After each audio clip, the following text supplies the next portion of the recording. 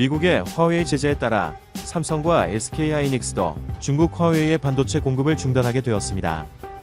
이에 따라 어떤 영향이 있을지 살펴보도록 하겠습니다.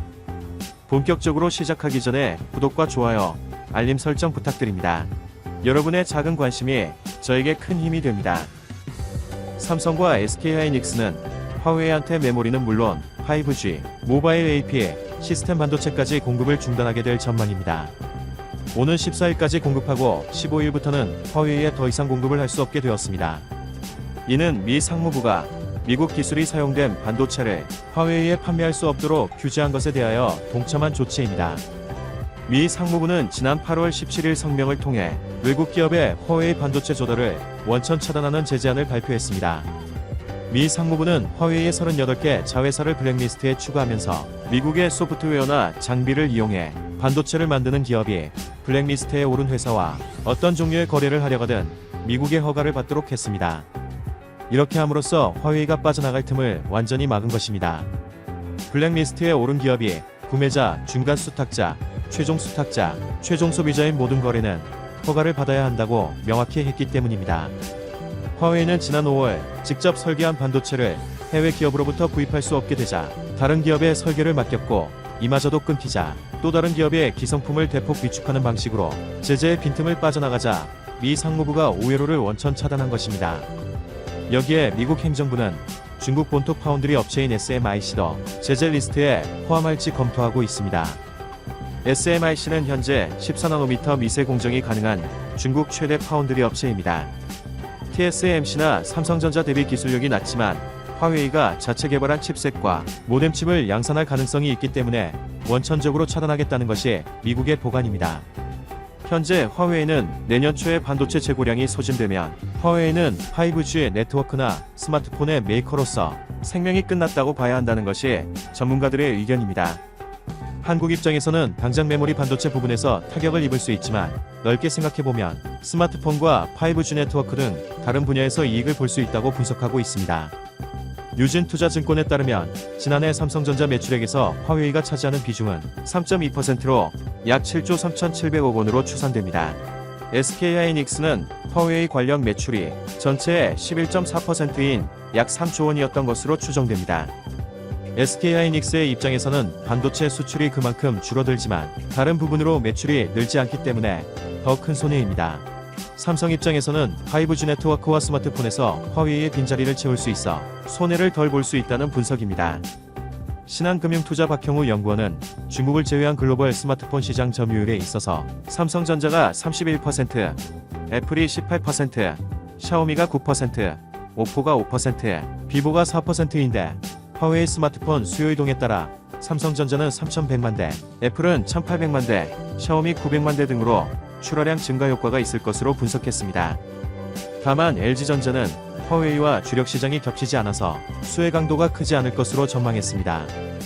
실제로 대만 디지타임스는 화웨이가 올 하반기 출시할 전략 스마트폰 메이트 40 시리즈 부품 주문량을 30%나 줄였다고 보도했습니다. 또 국내 스마트폰 부품 업계에서는 화웨이가 내년 스마트폰 생산량을 올해 1억 9천만 대보다 74% 급감한 5천만 대로 대폭 하향 조정했다는 이야기가 나오고 있습니다. 이런 상황에서 화웨이는 구글 안드로이드 대신 자체 운영체제인 하모니 OS를 탑재한 휴대폰을 내년에 출시할 것이라고 밝혔지만 중국 내에서는 통할지 모르지만 세계 시장에서는 먹힐 가능성이 매우 적습니다. 또 메모리 가격에 있어서도 화웨이의 구매가 사라지면 가격 하락폭이 깊어질 수 있습니다. 지난 8월 말 기준 DDR4 8GB D램 보정거래 가격은 올해 최고치인 6월 말보다 5.44% 내린 3.13달러였습니다. 일본 소니도 화웨이에 공급하던 이미지 센서를 더 이상 공급할 수 없게 됩니다.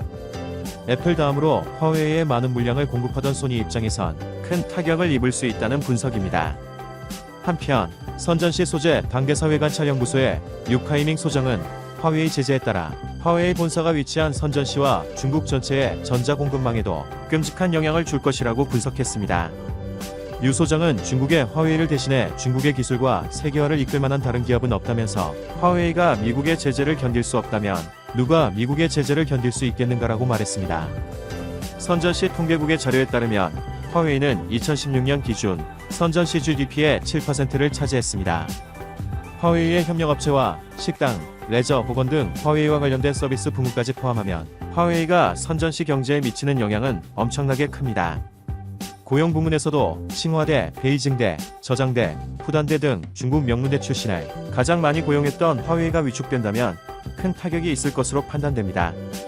한편 삼성전자는 중국 텐진 TV 공장도 올 11월 말께 가동을 중단합니다. 이렇게 되면 삼성의 중국 내 유일한 TV 생산 공장도 중국 입장에서는 사라지게 된 것입니다. 총 300여 명의 일자리가 사라지게 된 중국 입장에선 마음이 불편할 수밖에 없습니다. 삼성 입장에서는 글로벌 생산 거점 운영 효율화를 위한 결정이었습니다. 이는 중국이 더 이상 글로벌 생산 거점으로서의 장점이 사라졌다는 것을 증명해주는 셈입니다. 그리고 삼성전자는 이제까지 없었던 완전히 새로운 스마트폰 렌더링을 공개했습니다. 네덜란드 정보기술 전문 매체 레츠고 디지털은 삼성전자가 투명 디스플레이를 탑재한 스마트폰을 개발하고 있다고 이미지와 함께 보도했습니다.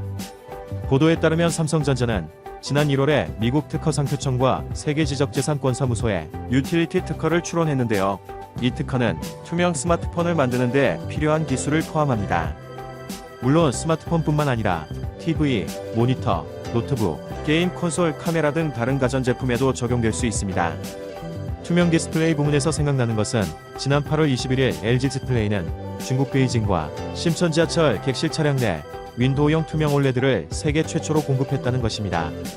투명 올레드는 올레드의 자발광 특성에 따라 백라이트가 필요 없어 투과율을 극대화할 수 있다는 장점이 있어서 자율주행차, 항공기, 지하철 등 모빌리티 고객사는 물론 스마트홈, 스마트 빌딩 등 다양한 분야에서 적용될 수 있어 관심이 높아지고 있습니다.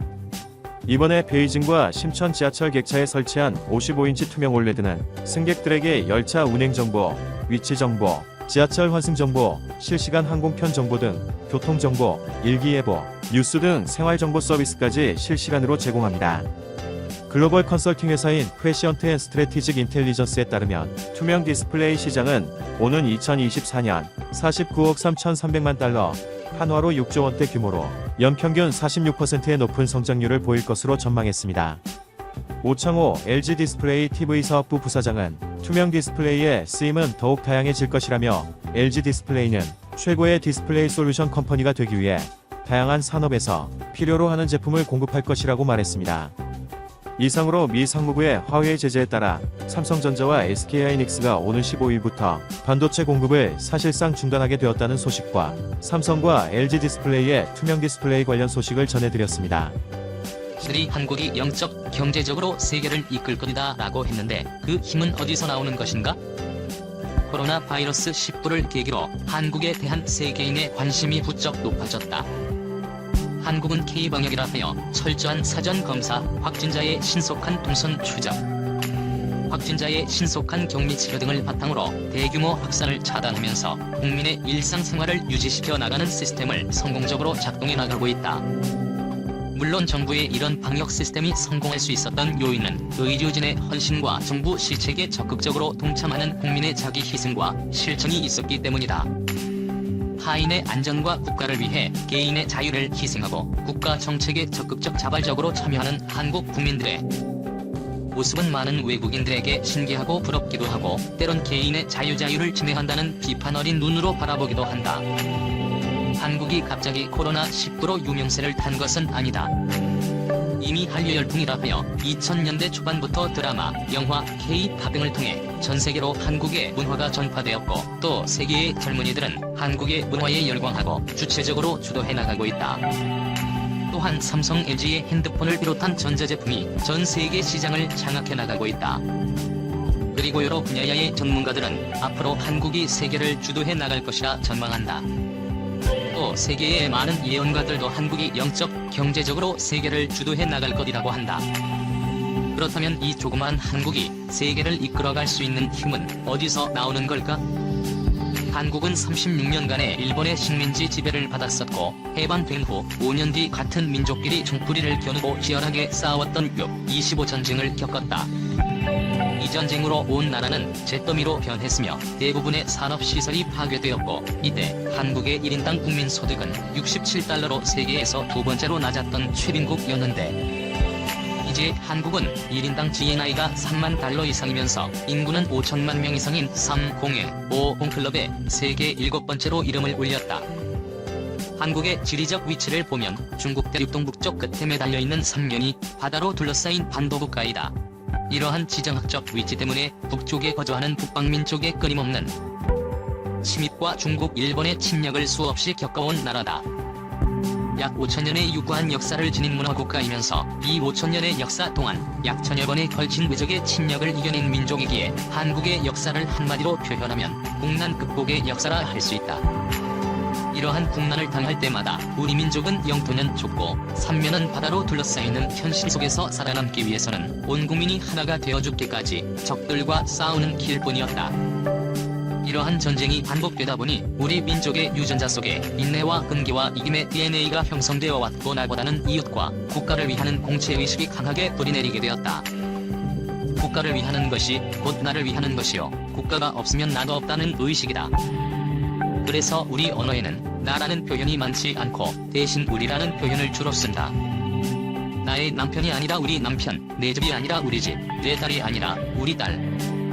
이러한 공동체 의식이 강하게 뿌리내리다 보니 97년 IMF 때에도 온 국민이 끈 모으기 운동에 적극 동참하여 세계에서 최단기간에 IMF를 극복할 수 있었고, 이번 코로나 사태에서도 나 개인의 자유보다는 공동체의 이익을 우선시하는 것이 곧 나를 위하는 것이라는 것을 알기에 기꺼이 개인의 자유를 희생하면서 국가의 정책에 적극 참여하였기에, 다른 나라는 붕세 정책으로 국민들의 자유를 차단했지만 한국은 붕세 정책 없이 개인의 일상생활을 유지하면서 바이러스와의 전쟁에서도 승리할 수 있었던 것이다. 이런 국민들의 희생정신과 단결심이 있었기에 식민지 지배를 겪고 6.25전쟁의 폐허를 겪었음에도 단시간에 최빈국에서 세계 강대국으로 발전할 수 있었던 것이다. 또한 한국은 고대 시대부터 하늘을 섬겨왔고, 하늘의 자손이라는 천선의식이 강하여 하늘의 제사를 지내는 행사를 오랫동안 이어왔고, 또 지금까지도 강화도 만이산에서 개천절에 제사를 지내고 있다. 그래서 우리는 건국기념일을 개천절이라 하여 기념한다. 즉 하늘의 시를 받은 자가 나라를 세웠다 하여 하늘 의문이 열렸다라는 뜻을 사용한다. 그리고 고서에 등장하는 최초의 나라인 환국, 뒤를 이은 배달국, 조선이라는 국명에는 빛의 나라라는 뜻이 내포되어 있다. 그래서 우리 민족은 고대부터 태양의 총체 새긴 흰옷을 즐겨 입었다. 그리고 우리 조상들은 스스로를 군자국이라 자부하여 군자는 내 자신의 이익을 위해 남을 해치지 않는다. 그러나 남이 나를 해치려 할 때는 끝까지 싸워 자신을 지킨다라는 정신을 가지고 있는 평화를 사랑하는 민족이다. 그래서 우리의 건국이념은 홍익인간이다. 널리 인간을 이롭게 한다. 한 개인 한 민족을 위한 이념이 아니라 모든 인류를 이롭게 하고자 하는 이념이다. 이런 평화를 사랑하는 민족이기에 24시간 영업하는 식당이 즐비해도 폭력 없이 영업할 수 있고 안심하고 밤거리를 다닐 수 있는 나라이다. 또한 현 정권은 2016년 겨울 약 3개월 동안 약 1,000만 명이 참여한 평화적 촛불 시위로 탄생한 정부로서 많은 국민이 참여했음에도 폭력 없이 평화적으로 국민이 자발적으로 시위를 이끌어 나갔고, 문화 형식으로 이끌어 나가 촛불 문화제라 이름하기도 했다. 이러한 평화적 시위 결과 국민을 외면한 정권은 국민에게 심판받고 새로운 정부가 세워지게 된 것이다. 이러한 평화를 사랑하고 하늘을 공경하고 이웃을 사랑하고 인내하고 불의에 저항하는 민족 정신 때문인지, 그리고 세계에서 가장 머리가 좋은 민족이어서인지 성경에서도 혹은 예언서에도 한국이 세계를 주도해 나갈 것이라는 예언이 많이 나와 있다. 구약 성경 이사야 46장 10절 이하에 하나님이 그 뜻을 이루실 때 동방에서 독수리를 부르고 먼 나라에서 뜻을 이룰 사람을 부를 것이다. 7절 이하에는 마지막 날 하나님의 생명수가 나오는 곳이 어디인지를 말씀하시면서 그 생수가 동해와 서해로 흐른다고 기록되어 있다. 세계지도의 동해는 한국 동쪽 바다를 동해로 일컫는다. 그리고 아담 범죄 이후 사단에게 빼앗긴 나라를 마지막에 다시 하나님 나라로 회복할 때 목숨을 아끼지 않고 끝까지 싸워 이기는 자를 택하신다고 계시록에 기록되어 있으며 해돋는 동방에서 하나님의 인을 가지고 인을 친다고 말씀하셨다. 어떤 작가는 하나님의 뜻을 하늘에서 이룬 것 같이 이 땅 위에 이루실 때 그 뜻을 이루는 민족으로 한국을 쓰시기 위해 하나님께서 삼면이 바다로 둘러싸여 있고 주변 이적으로 둘러싸인 열악한 환경 속에 나라를 세우게 하시고 오랜 세월 속에 우리 민족을 연단해 오셨다고 말하기도 한다. 마치 독수리가 새끼를 높은 곳에서 떨어뜨려 땅에 부딪히기 전에 받아 올리기를 수차례 반복하여 새들의 제왕으로 훈련하듯이 하나님도 우리 민족을 마지막 때 쓰시기 위해 이같이 훈련해 오셨다 한다. 그 결과 우리 민족은 인내와 끈기의 정신, 결코 지지 않는 불굴의 정신, 어려운 환경 속에서 살아남기 위해 늘 연구해야 했기에 세계에서 가장 두뇌가 우수한 민족. 수많은 고난을 겪어봤기에 타인에게 고통을 주지 않는 평화주의자로 만들어 이 마지막 때 모든 인류를 구원하여 이롭게 하기 위해 선택하신 민족이라 한다. 지금으로부터 약 2500년 전 중국 주나라 때 천지만물이 끊임없이 변화하는 자연현상의 원리를 설명하고 불이한 주역이란 책이 쓰여졌는데 내용에는 공복방에서 만물이 마침을 이루는 바요 새로운 시작함을 이루는 괴이다. 조물주의 이상 승리가 동방에서 이루어진다 라고 설명되어 있다. 동북아시아는 한국, 중국, 일본이나 진정한 동북쪽에 위치한 나라는 한국이다. 이곳에서 창조주의 창조 목적을 완성하시고 그 민족으로 하여금 새로운 평화의 세상을 이루어 가신다고 한다. 그래서 전 우주의 기운이 한국에 모인다고 한다. 예언가들의 예언대로 하나님께서 한국을 이미 오래전에 택하시어 세계를 이끌어 나갈 나라로 훈련하셨고 지금 온 세계가 코로나 바이러스로 자국 우선주의로 변해갈 때 한 목자를 세워 세계를 원래 창조하시고자 했던 평화의 세계로 회복시켜 나가기 위해 준비하고 계신 것은 아닌가 하는 희망과 소망을 가져봅니다.